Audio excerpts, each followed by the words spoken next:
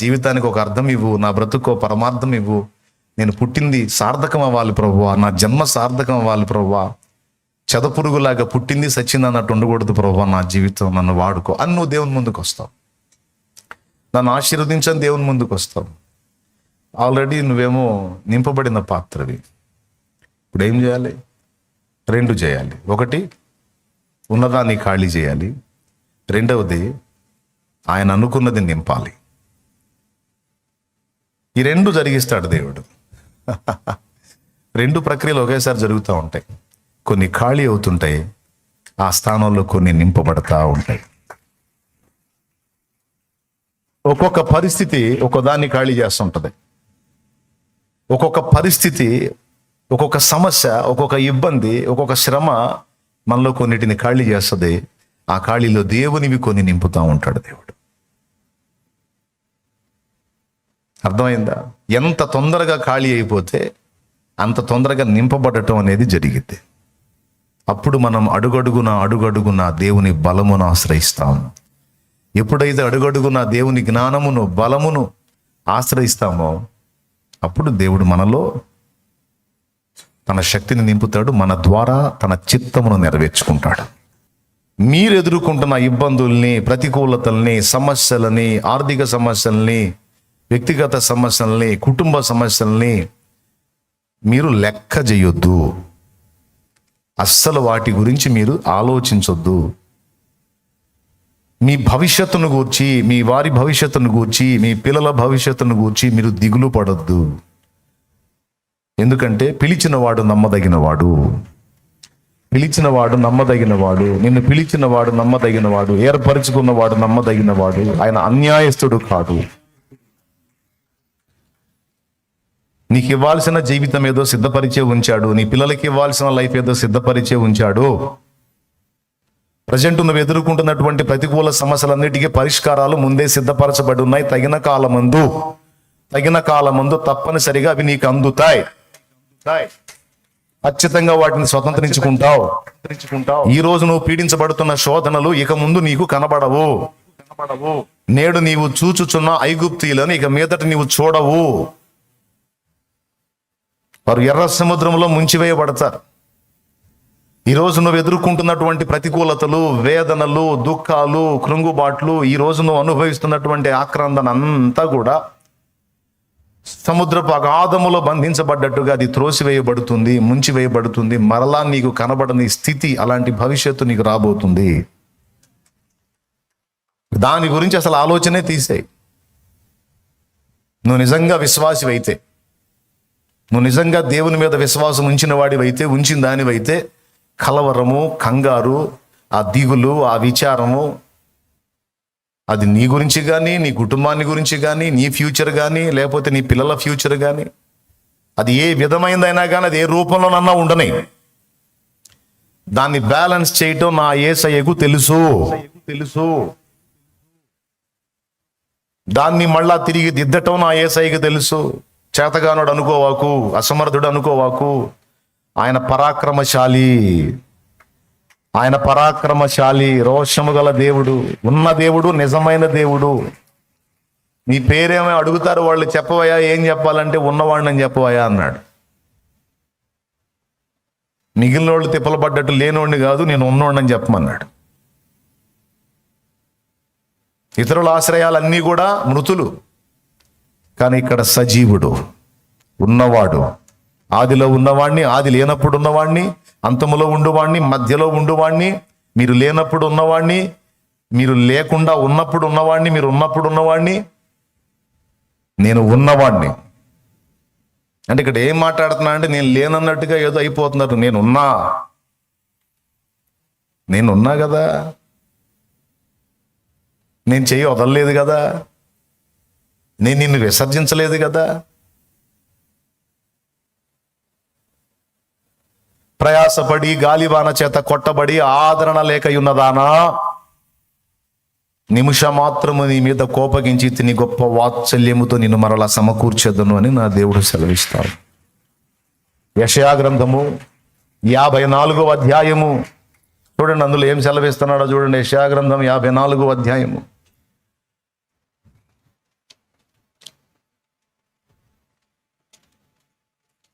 అన్నీ ఎరిగినవాడు ఆయన. చూడు చూడు చూడు చూడు చూడు 11వ వచనం చూడు. ప్రయాసపడి గాలివాన చేత కొట్టబడి ఆదరణ లేక ఉన్నదా, ఆదరణ కోల్పోయిన దానా, నేను నీలాంజనములు ఇందులో పురుషులు ఉన్నారు, స్త్రీలు ఉన్నారు.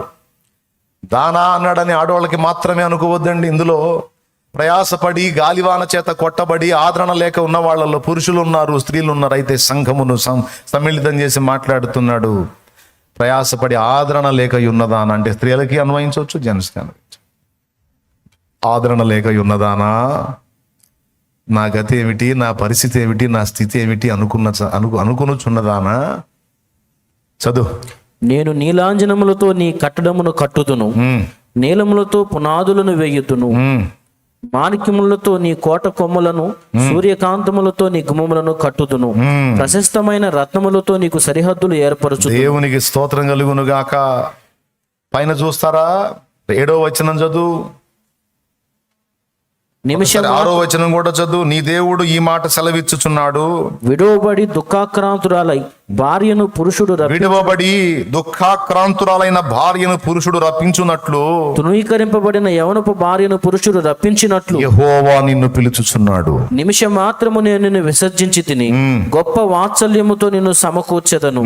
మహోద్రేకము కలిగి నిమిషం మాత్రము నీకు విముఖుడనైతిని, నిత్యమైన కృపతో నీకు వాత్సల్యము చూపుదును అని నీ విమోచకుడు యెహోవా సెలవిచ్చుచున్నాడు. దేవునికి స్తోత్రం కలుగును గాక. హల్లెలూయా. ప్రభు ఈ మాటల చేత మిమ్మల్ని సంధించుగాక. ఈ మాటలు తీసుకోండి. ఈ మాటలు దేవుడు తన గ్రంథములో మనకు అందిస్తున్న వాక్కులు. ఈవేళ వాటిని మన జ్ఞాపకంలో తీసుకొచ్చి మనకు అందిస్తున్నాడంటే స్పష్టంగా నువ్వు ఏం ప్రార్థన చేశావో, ఎంత ఏడుచుకుంటున్నావో, నీ తిప్పలేందో, నీ హృదయంలో ఉన్న బాధ ఏందో అంతా నాకు తెలియదు. నాకేం తెలుసు, ఆయనకి తెలుసు. కాబట్టి అది ఆయనే నీతో మాట్లాడుతున్న ఈ మాట, తన గ్రంథములో నుండి డైరెక్ట్గా మాట్లాడుతున్న మాట నువ్వు సొంతం చేసుకో. కృతజ్ఞతలు చెప్పుకో. థ్యాంక్ యూ లార్డ్, ఈ మాట చేత నన్ను దర్శించినందుకు నీకు వందనాలని చెప్పుకో. ఆమెన్. ఇప్పుడు చెప్తా వినండి. నీ జీవితం ఆయన చేతికి అప్పగించావు. ఏనాడైతే అప్పగించి నీదే భారం ప్రభువా అన్నావో, నీ లైఫ్లోకి ఇన్వాల్వ్ అయ్యాడు ఆయన. నీకు తెలుసో తెలియదో. అంటే వెంటనే అన్నీ నీకు ఫేవర్గా మారిపోతే అప్పుడు ఇన్వాల్వ్ అయినట్టు అనుకుంటావేమో. మారతాయి ఒకటొకటి. ఏ బరువు ఎంతకాలం ఉండాలో. కొన్నిసార్లు బరువు మనకు సమస్య అయితే, కొన్నిసార్లు బరువే మనల్ని రక్షించిద్దని మీకు తెలుసా తమ్ముడు? కొన్నిసార్లు బరువు మనకు సమస్య అయితే, కొన్నిసార్లు బరువే మనల్ని రక్షించిద్ది.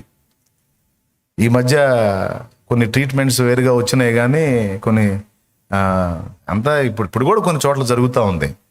కాలు ఇరిగిందనుకో దానికి బరువు వేసి కడతారు. ఎంతమందికి తెలుసు? బరువు వేసి కడతారు. తెలుసా? చూసారా ఎక్కడన్నా?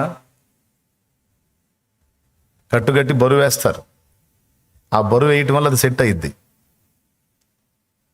ఎవరికన్నా మామూలుగా కాళ్ళకి బరువు కట్టి మామూలుడికి చూపించండి మీరు. వాడికి బాధ, ఇదేందిరా నేనేం పాపం చేశాను, నా కాళ్ళకి ఇట్ట కట్టారు. అది విరిగినోడికి ఆ బరువే రక్షణ. సర్కస్ చేసే పిల్లల్ని గమనించండి. ఒక చిన్న పాప ఒక తాడు మీద ఒక వెదురు గడతో నడుస్తూ ఉంటుంది. చూసారా? పిల్ల నడవటమే కష్టమైతే అంతలో గడ వెదురు బొంగ ఆ పిల్ల చేతికి ఇచ్చి దాన్ని పట్టుకొని నడవాలను అంటాడు. నాకు అనిపించింది, తండ్రికి జాలి లేదా? తన బిడ్డే కదా. బిడ్డ తాడు మీద నడవటమే కష్టమైతే అంత పెద్ద వెదురు గడ ఇచ్చాడు, వెదురు బొంగు.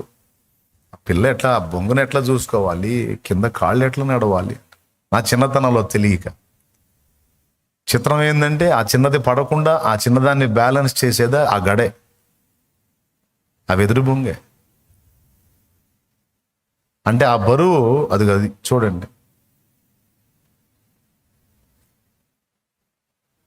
నీకు కనబడద్దా? అది ఏడ్చు కదరా.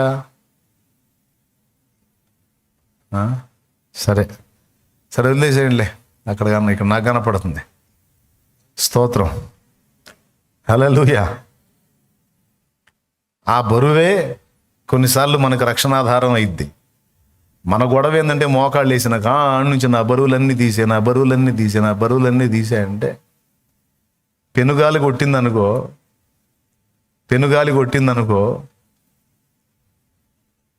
నెత్తి మీద బరువు ఉన్నోళ్ళు లేచిపోడు. ఏ బరువు లేనోళ్ళు అలా గాలిలో ఎగుతారు. మొన్న చైనాలో వరదలు వచ్చి గాలి కొట్టితే మనుషులు చెట్టు కొమ్మలు పట్టుకొని వేలాడుతూ ఉన్నారు. అంత భయంకరమైన గాలి వచ్చింది. ఎవరి నెత్తినైతే బరువు ఉందో, ఎవరు వెయిట్లో ఉన్నారో వాళ్ళు లేచిపోలా, గాలికి ఏం కాల. వాళ్ళు పెనుగాలులు కొట్టినప్పుడు మన మీద ఉన్న బరువులే మనల్ని కాపాడతాయి. మంచు కొండల్లో సాధు సుందర్ సింగ్ గారు నడుచుకుంటూ పోతుంటే తనకంటే ముందు వచ్చిన యాత్రికుడు ఒకడు మంచులో పడి గడ్డగట్టుకుపోయి అపస్మారక స్థితిలోకి వెళ్ళిపోయాడు, చచ్చిపోతున్నాడు. సాధు సుందర్ సింగ్ కంటే ముందు ఒక వ్యక్తి వెళ్ళాడు, అతన్ని చూశాడు. ఆణ్ణి బతికించడానికి ట్రై చేస్తే ఈ గడ్డగట్టుకుపోయే చలిలో నేను చచ్చిపోతాను, ఈ మంచులో ముందు నన్ను నేను కాపాడుకోవాలని అతను అక్కడి నుంచి వెళ్ళిపోతాడు. అయ్యా నన్ను రక్షించని వాడు కేకలేస్తున్నా పట్టించుకోండి వెళ్ళిపోతాడు. కానీ అక్కడ అందరికీ ప్రాణ ప్రమాదమే. సాధు సుందర్ సింగ్ గారు కూడా ప్రమాదంలోనే ఉన్నారు. ఆ టైంలో మంచు తుఫాన్ లాగా వచ్చేసింది, భయంకరమైన చలి. టిబెట్ ప్రాంతంలో సువార్త చేశాడు ఆయన. ఐడియా ఉంది కదా మీకు, సాధు సుందర్ సింగ్ గారు. సాక్ష్యం చదవండి, మంచి పుస్తకం, మండించిద్ది. ఈయన చూసి అరే అని బాధపడి ఈయన దగ్గరకు వచ్చేటప్పటికి అతను అపస్మారక స్థితిలోకి వెళ్ళిపోతాడు. ఫస్ట్ వచ్చినవాడు అతను దాటి వెళ్ళేటప్పుడు అతన్ని కేకలేస్తాడు. పాప ఈయన పోయేసరికి వాడి పని అయిపోయి చూస్తే ప్రాణం ఉంటుంది. వెంటనే ఈయన ఆయన్ని భుజాన్ని వేసుకొని ఆ ప్రాంతం నుంచి ముందు అవతల దాటించాలి. వెళ్తా ఉంటాడు. ఈయన మోసుకొని వెళ్తా ఉంటే అంత చలిలో ఈ బరువు దెబ్బకి అతనికి చెమట్లు పడతాయి. ఆయనకి, సాధు సుందర్ సింగ్ గారికి చెమట్లు పడతాయి, వెయిట్ కదా పైన. కొంచెం దూరం పోయిన తర్వాత ఆ చలి గండం నుంచి బయటపడే పరిస్థితి ఉంటుంది. చక ఫాస్ట్గా నడుచుకుంటూ వెళ్ళిపోతా ఉంటే కొంచెం దూరం పోతే ఆ దారిలో కాలికి ఓ శవం తగిలిద్ది. ఆ శవం ఎవరిది? చచ్చిపోతాడు అతను. ఆ శవం ఎవరిదంటే ముందు తను కాపాడడానికి వెళ్ళాడే అతను. వీడేమో ముందే పడిపోయాడు, వాడు ఇంకొంచెం ముందుకెళ్ళి పడ్డాడు. కానీ ఈ వ్యక్తిని కాపాడాలని భుజాన్ని వేసుకొని ఆ మంచులో నుంచి అతన్ని తప్పించి తీసుకెళ్తున్న సాధు సుందర్ సింగ్ గారు, ఆయన భుజం మీద ఉన్న వ్యక్తి ఇద్దరు బతుకుతారు. ఎందుకో తెలుసా? ఈయన బరువు భుజాన్ని వేసుకొని వెళ్తున్నాడు కదా, ఈ వెయిట్ వల్ల ఆయన బాడీలో వేడి కలిగింది.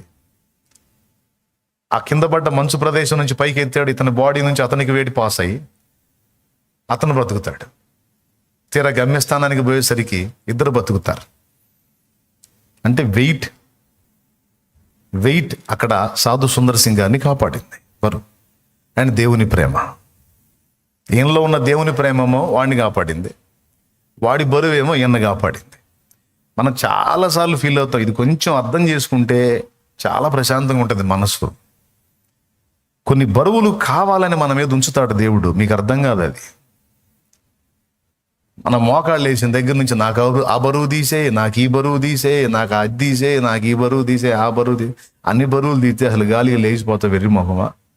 ఏ బరువు ఎప్పుడు తీసేయాలో నాకు తెలుసు, నువ్వు ప్రశాంతంగా ఉండి అంటాడు ఆయన. ఇదంతా మీకు ఎందుకు చెప్తున్నానంటే, ఈరోజు మీరు ఏ విషయాల్లో వెయిట్ ఫీల్ అవుతున్నారో, బరువు ఫీల్ అవుతున్నారో, కొంతమందికి బ్రతికే ఒక భారమై ఇబ్బంది పడుతున్నారో, నువ్వు యాడికో వెళ్ళొద్దు. లోకంలో ఎవ్వరికి ఏం కాదు, నీకేదో అయినట్టు నువ్వు ఫీల్ అవ్వద్దు. లోకంలో మనుషులకు ఎవ్వరికి సంభవించింది నీకే సంభవించినట్టు నువ్వేదో అయిపోవద్దు. సహజంగా లోకంలో ఎట్టి శ్రమలు నెరవేరుతున్నాయో నీ జీవితంలో కూడా ఎట్టివే ఉన్నాయి, కానీ నీకు మించినది ఏది నీకు దేవుడు రానివ్వలేదు, రానివ్వబోడు కూడా. వచ్చినా వాటన్నిటి నుంచి తప్పించుటకు ఆయన నమ్మదగినవాడు. Amen, amen. ఆయన నమ్మదగినవాడు. మన పరిస్థితులను మార్చివేయటకు సమర్థుడు. మన జీవితాలు ఆయన చేతుల్లో ఉన్నాయి. ఆయన కావాలని కొన్ని బరువులు మన మీద మోపాడు. కావాలని కొన్ని పరిస్థితులు మన జీవితాల్లోనికి రానిచ్చాడు. ఏబుకు చావు రానిచ్చాడా? చంపగలిగాడా ఏబుని సాతాను? ఒక మాట చెప్పు. కానీ రావాల్సిన దరిద్రాలన్నీ రానిచ్చాడు. ఎవరి అనుమతితో వచ్చినాయి అవి? ఏబు జీవితం అంటే దేవుడి చిత్తంలో, దేవుడి చేతిలో ఉందన్నయ్య, మన జీవితాలు లేవని మీరు అంటారా? నో. దేవుడికి ఏబెంతో మనం కూడా అంతే. కాబట్టి ఆయన అనుమతి లేకుండా మనకి ఏదో వచ్చింది అనేది లేదు.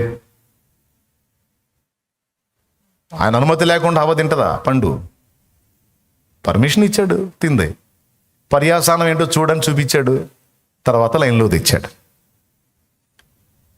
కాబట్టి దేవుని సెలవు లేకుండా, దేవునికి తెలియకుండా, దేవుని పర్మిషన్ లేకుండా మన జీవితంలో ఏ పరిస్థితి సంభవించలేదు, సంభవించబోదు.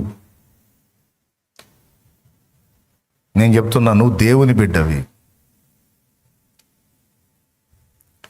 29 సంవత్సరాల క్రితం ఒక స్థలం కొన్నాడు ఒక ఆయన. 29 సంవత్సరాల క్రితం ఒక స్థలం కొన్నాడు విశ్వాసి, మీలాంటి విశ్వాసి. చర్చికి వెళ్తాడు. అది కొన్నప్పుడు మోకాళ్ళుని ప్రార్థన చేశాడు. ప్రభువా, ఈ స్థలం నాకు ఇచ్చావు, ఇది 4-5 సెంట్ల స్థలం, ఇక్కడ నీ మందిరం కట్టబడి ఇక్కడ నీ సేవ జరగాలయ్యా అని ప్రార్థన చేశాడు. ఎప్పుడు మోకాళ్ళు వేసినా తన ప్రార్థనలో అదొక భాగం అయిపోయింది, చేశాడు. తర్వాత ఆయన పరిస్థితులు ఏవో ఇబ్బందులు వచ్చినాయి. ఇబ్బందులు వస్తే ఆయన పిల్లలు ఆయన కోసమే దాన్ని అమ్మేశారు. వేరే వాళ్ళు కొనుక్కున్నారు. తర్వాత ఇదంతా జరిగి ఆయన ఆ ప్రార్థన చేసి ఇదంతా జరిగి చివరికి ఆయన ప్రభు దగ్గర కూడా చేరాడు. ఆ ప్రార్థన చేసినా ప్రభు దగ్గర కూడా చేరాడు. 29 ఏళ్ళు, దగ్గర 30 ఏళ్ళు అంటే మరి ఉంటాడు ఆయన. అప్పటికే పెద్ద ఆయన, భక్తిపరుడు, ప్రార్థన చేశాడు. ఆయన కోసమే దాన్ని అమ్మేశారు. అది వేరే వాళ్ళ చేతుల్లోకి వెళ్ళిపోయింది. 29 ఏళ్ళు గడిచింది. ఆ తర్వాత ఊహించని రీతిలో దాని పక్కనే, ఆ స్థలం పక్కనే ఒక కార్యం జరిగింది.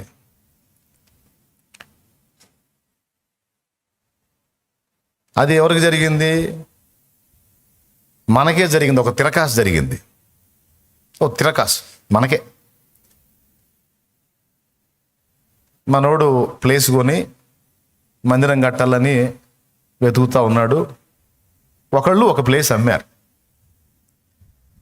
కాగితాలు అవన్నీ చూసుకున్నారు, రిజిస్ట్రేషన్ అయిపోయింది. అంతా అయిపోయిన తర్వాత మందిరం కట్టడం అయింది. మనమే కట్టింది మందిరం. ఓపెనింగ్ కూడా అయిపోయింది. ఒక సభ జరిగింది. ప్రజలు గ్యాదర్ అవుతున్నారు. మంచిగా ఆరాధన జరుగుతుంది. స్తోత్రం చెప్పండి. ఇది ఒకటి చెప్పి ఒక చిన్న పిలుపునిచ్చి నేను ముగిస్తా.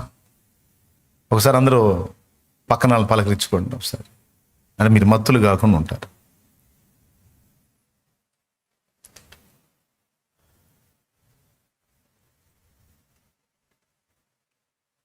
ఇది జరిగింది. అది ఇంకుళ్ళు అనే ప్రాంతంలో ఆనంద్ సేవ చేసే ప్రదేశంలో జరిగినటువంటి విషయం. ఇక్కడే ఉన్నాడు ఆనంద్ కూడా, బెల్లక్.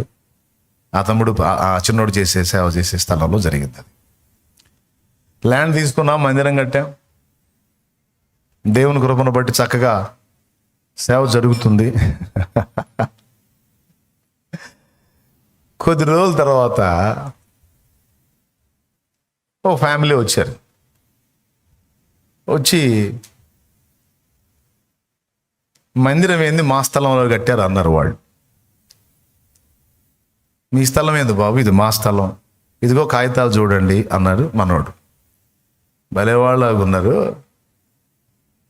ఇక్కడ ఉన్నటువంటి ఆ సర్వే నంబర్ ప్రకారం ఈ ప్లాట్ మీది కాదు బాబు, మీరు కొన్న ప్లాట్ అల్లది అక్కడ ఉంది, ఇది మా ప్లాటు.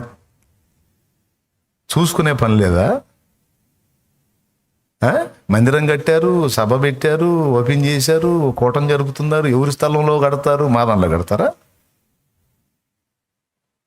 అంటే మేము తెల్లబోయాం, ఇదేందిరా అని. కాగితాలు చూస్తే వాళ్ళ స్థలంలోనే కట్టాం. దేవునికి స్తోత్రం. ఏంది నాయన ఆనందం అంటే తేడా పడ్డాం అన్నా అన్నాడు. ఇంతకు మంది ఎక్కడ ఉందిరా అంటే అదన్నీ ఉందన్నా. ప్రార్థన చేశాం. వాళ్ళతో మాట్లాడితే పాపం వాళ్ళు మంచి మనసు కలిగి, సరేలే అయిందేదో అయిపోయిందిలే, దేవుడి మందిరం కట్టారుగా, పర్లేదులే, మీ ప్లాట్ మాకు రాయండి, ఈ ప్లాట్ మీకు రాస్తామన్నారు. మీ ప్లాట్ అనుకొని మా ప్లాట్లో కట్టారు. అయిందేదో అయిపోయింది, ఎందుకు గొడవ? సరే ఇక ఆ ప్లాటే రాయండి, చేసేది ఏముంది మరి. దేవుడు దిగాడుగా, ఎడా దేవుడు దిగాడుగా, ఇంకా ఆయన ఏడు లేపుతాం. సరే అది మీదేది ఉందో అదే మాకు రాయండి, మాది మీకు రాస్తాం అందరం. మళ్ళీ పైసా కూడా అదనంగా అడగల, రాసేశారు. అది రాయడానికి వచ్చినప్పుడు అసలు ఆ ప్లాటు మూలం ఎవరని చెప్పని తవ్వితే ఆయన కొడుకులు చెప్పారు, అయ్యా ఈ ప్లాటు వాస్తవంగా మా నాన్న దేవుడికి కేటాయించిన ప్లాటు, పరిస్థితులు బాగలేక మేము అన్నాము. ఇప్పుడు మిమ్మల్ని వచ్చి ఇది ఖాళీ చేయమన్నోళ్ళు మా దగ్గర కొన్నోళ్లే, కానీ మా నాన్న ప్రార్థన ఎంత బాగిన్నాడు దేవుడు. వేరే ప్లాట్ చూపించి అదన్నీ దీనిలో కట్టించి ఆ భక్తుడు ప్రార్థన చేసిన ప్లాట్ను దేవుడు స్వాధీనం చేసుకున్నాడు. అలాగని మళ్ళీ ఇచ్చిన వాళ్ళకి అన్యాయం చేయాలి, వాళ్ళ ప్లాట్ వాళ్ళకి కేటాయించాడు. జస్ట్ ఒక చిన్న సమస్యను అనుమతించి తన దాసుని ప్రార్థనకు 29 ఏళ్ల తర్వాత జవాబిచ్చాడు.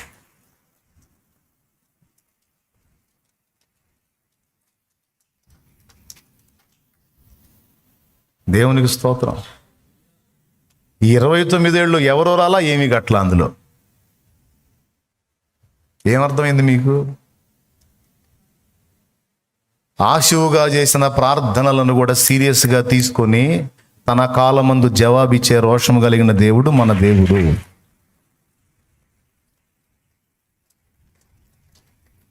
ఆయన పేరేంటి నాయన? దేవ సహాయమట. ఆయనేగా, అదిగో ఆ దేవ సహాయం. దేవుడిని నమ్ముకున్నాడు, అన్యుడిగా ఉండి దేవుడిని నమ్ముకున్నాడు. ఆయన చేశాడు ఆ ప్లాట్లో, ఆయనది అది. అవసరాన్ని బట్టి అమ్మేసుకున్నాడు, వేరే వాళ్ళు కొన్నారు. అందులో నుంచి వాళ్ళ చేతుల్లోంచి మళ్ళా భక్తుని ప్రార్థనకు జవాబు. ఆయన అమ్మినా సరే ఎప్పుడు రెడీ చేశాడు ఆయన ప్రార్థనకి జవాబు? 29 ఏళ్ల తర్వాత. అయిపోయిందా? ఇంకొక అద్భుతం చెబుతా. అంటే దేవుడు మన వెనక ఎంత సెన్సిటివ్గా కదులుతాడో, మన ప్రార్థనలకు ఎలా ప్రతిస్పందిస్తాడు అనేది ఒక్కటి మీకు క్లియర్గా అర్థం కావాలని చెప్తున్నాను నేను. బాపట్లలో ఇంకొక సంఘటన. అది ఒక దేవుని బిడ్డే కొన్నాడు. అది బాపట్లలో. ఆ ప్లేసు ఆయన కూడా దేవునికి కేటాయించాడు. అదైతే దగ్గర 40-50 ఏళ్ళుది. అక్కడ ప్రార్థన చేశాడు ఆయన, ప్రభువా ఈ స్థలం నాకు ఇచ్చావు, నా తర్వాత నా బిడ్డలది అయింది, నేను మనస్ఫూర్తిగా కోరుకుంటున్నా, నా చేతుల్లో అయినా నా బిడ్డల చేతుల్లో అయినా ఈ స్థలంలో నీ మందిరం పడాలి, సంఘం కట్టబడాలి, ఇది నీ సేవకు వాడబడాలి అని ప్రార్థన చేశాడు. ఆయన తరం అయిపోయింది, ఆయన వెళ్ళిపోయాడు. ఆయన పిల్లలు కూడా పెద్ద వయసు వాళ్ళు అయ్యారు. 50 ఏళ్ళు ఇంచుమించు గడిచిపోయింది. ఇప్పుడు ఈ 50 ఏళ్లలో ఎంతమంది పోయి కొనవచ్చు దాన్ని? ఎన్ని చేతులు మారుండొచ్చు? నేరుగా పోయి మళ్ళీ మనవడే ఎంటర్ అయ్యాడు అక్కడికి. పాస్టర్ ప్రభు కుమార్. పోయి ఆ ల్యాండ్ అడిగితే ఆ ల్యాండ్ వాళ్ళు అమ్మారు.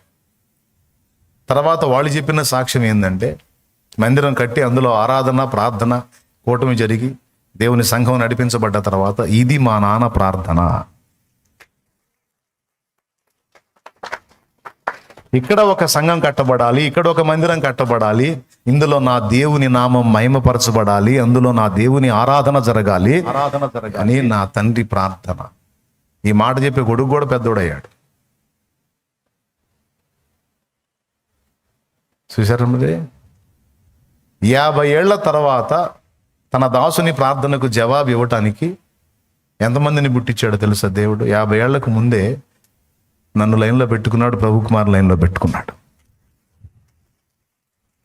చిలకలూరుపేటలో ఒకటి తయారవుతాడు, వాని దగ్గర కొంతమంది తయారవుతారు, అందులో ఇతను ఒకడు.